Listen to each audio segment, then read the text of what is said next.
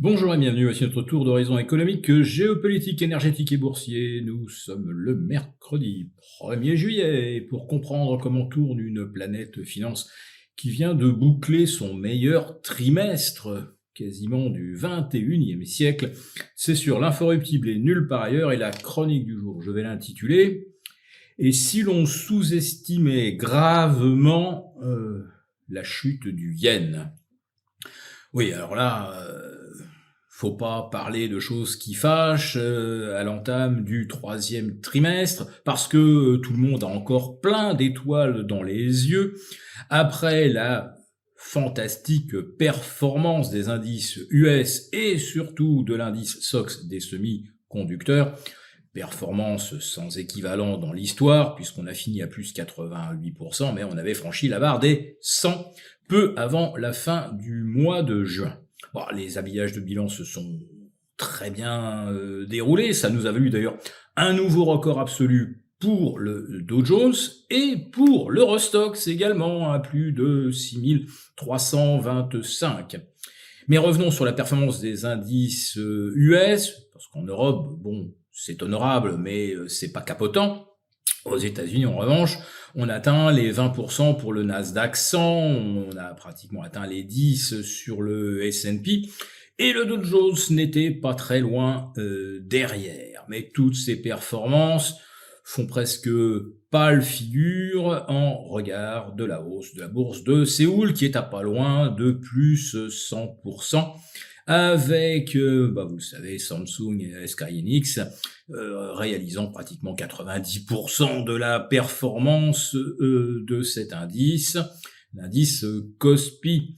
Pour le Dow Jones, là, il y a quand même une anecdote, elle est pas mal, celle-là. Caterpillar, oui, fabricant de pelleteuses et de bulldozers jaunes, s'envole, triple quasiment de valeur, et représente 88% de la performance du Dow Jones. Autrement dit, le reste, vous pouvez oublier. C'était donc un Dow Jones 1. Les 29 autres valeurs vous faisaient perdre votre temps. Pourquoi Caterpillar explose-t-il à la hausse? Bien tout simplement parce que Caterpillar ne fabrique pas que des tractopelles, mais également des générateurs qui permettent d'installer de la puissance, délivrer donc des kilowatts pour des data centers, car tout évidemment se rapporte au data center, à l'intelligence artificielle au deuxième trimestre. Au troisième trimestre, de quoi faut-il maintenant se préoccuper? Je le disais dans le titre, il va peut-être falloir se préoccuper du yen. Yen retombé hier sous les 162, 185 face à l'euro, c'est son plus bas niveau depuis 40 ans. En tout cas, face au dollar, ça devient quand même inquiétant. On savait que la Banque centrale du Japon intervenait systématiquement quand on avait un yen qui se rapprochait de la barre des 161, là. Ça ne bouge plus. Le yen, lui, poursuit sa descente aux enfers et pourrait le retrouver, pourquoi pas, rapidement vers 165 si la BOJ ne bouge pas. Et oui, parce que si elle bouge, on sait tous ce que ça veut dire. Elle bouge, elle défend le yen et elle le défend notamment face au dollar. Il faudra donc vendre du dollar, acheter du yen. Et les dollars que détient le Japon, c'est sous forme de T-bond. Alors évidemment, si la BOJ et si le ministre, ou plutôt la ministre des Finances japonaise décide qu'on doit enrayer la baisse du yen, ça veut dire que ça va devenir très très chaud pour le Trésor américain qui émet 2000 milliards de dettes à peu près en rythme annuel. Et si derrière vous avez les Japonais qui se mettent à en vendre, ça va devenir très très compliqué. Et d'autant que on n'est pas loin des 5% de rendement sur le 30 ans, on est au-delà de 4,65 sur le 10 ans.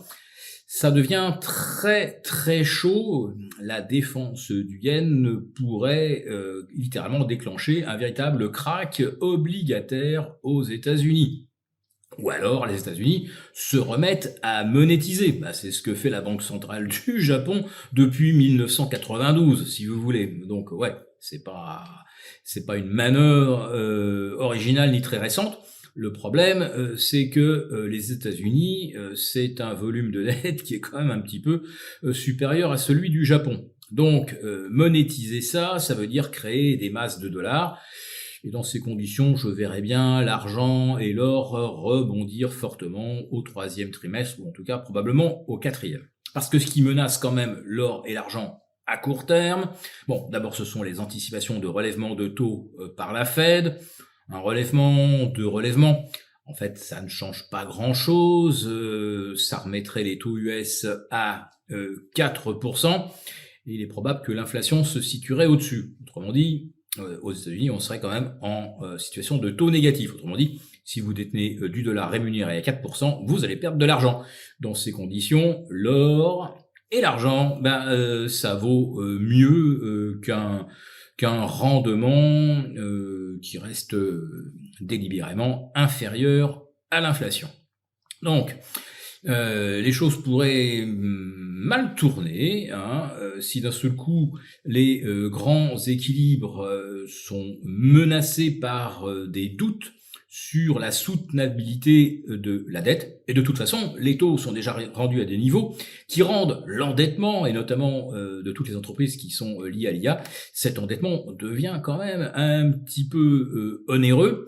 Et je ne parle pas des 1425 milliards d'argent empruntés par des gens qui spéculent comme des fous sur les valeurs des semi-conducteurs, sur l'IA. Et oui, l'argent emprunté sert essentiellement à acheter des ETF à effet de levier, des options. On est en all-in, full risk on aux États-Unis, et ce au moment où les taux sont au plus haut et vont encore probablement se tendre d'ici la fin de l'année.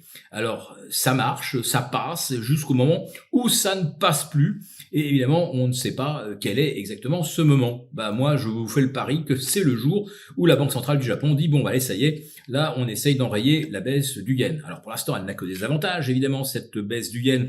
Ceux qui ont emprunté en yen pour faire du carry trade, ils sont bien contents de le voir se torcher en dessous de 162. Et les industriels japonais sont bien contents de voir également leurs exportations devenir plus compétitives que celles, par exemple, de la Chine, de la Corée du Sud. Bon, je parle même pas de l'Europe tellement on est largué. Bref, la baisse du yen, c'était un avantage et ça peut devenir le gros problème des marchés pour l'été qui débute. On va bientôt avoir d'ailleurs les premiers trimestriels et au vu des performances de 90% des valeurs qui ne sont pas liées à l'IA, le deuxième trimestre il a été un peu compliqué avec évidemment la guerre du Golfe. Tiens, la guerre, je vais mouliner sur la thématique puisque vous le savez, en France on n'a pas 1 euro, on n'a pas un petit milliard pour climatiser. D'ailleurs, qu'a-t-on fait des 45 ou des 50 milliards qu'on a collectés depuis 2004, justement, pour rendre plus confortables les EHPAD et les centres hospitaliers? C'était la grande promesse, post-canicule de 2003, Pentecôte travaillée, 50 milliards collectés. Que sont-ils devenus? On n'en sait rien.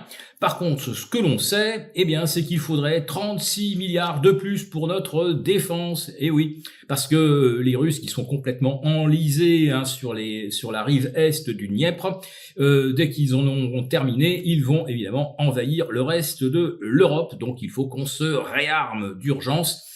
Et puis la canicule, on verra plus tard. Pour vous remercier de votre fidélité, vous pouvez télécharger gratuitement notre rapport spécial qui contient nos solutions pour préserver votre épargne face à la faillite économique de la France, laquelle met en danger votre épargne. Il vous suffit de cliquer sur le lien en description pour l'obtenir gratuitement. Merci et à bientôt. Merci beaucoup d'avoir regardé cette vidéo. N'hésitez pas à réagir dans les commentaires ou à liker et partager cette vidéo si le contenu vous a plu. Et pour ne rater aucune de nos prochaines émissions, vous pouvez vous abonner à notre chaîne et activer les notifications. Et pour plus de contenu, n'oubliez pas que le dernier rapport rédigé par nos experts est accessible en cliquant sur le lien de description. On se retrouve tout de suite dans les commentaires et je vous dis à très bientôt pour une prochaine vidéo.